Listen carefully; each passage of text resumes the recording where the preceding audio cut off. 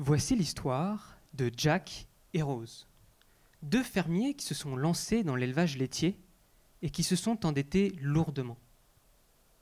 Quelques jours après leur installation, une de leurs vaches ne semble pas aller très bien et souffre de diarrhée. 15 jours après, le diagnostic tombe. C'est la paratuberculose. En un an, ils ont dû renouveler presque entièrement leur troupeau.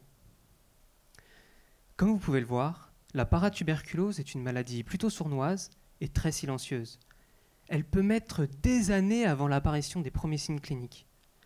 Seule une minorité de vaches présenteront les signes de la maladie.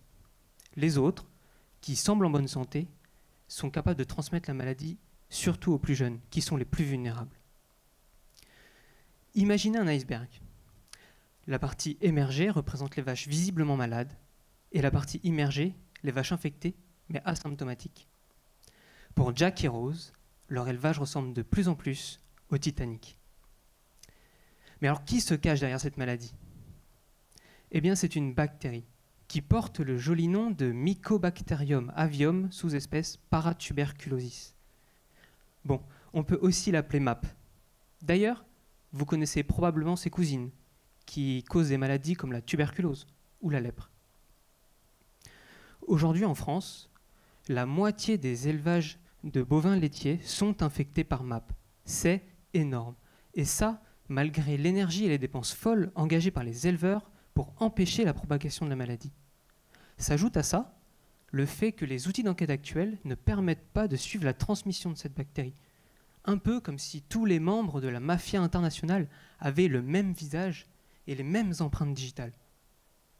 Donc, pour aider les éleveurs à y voir un peu plus clair, j'ai pour objectif, au cours de ma thèse, d'essayer de mieux comprendre la circulation de MAP entre les élevages, dans le but d'empêcher de futures infections.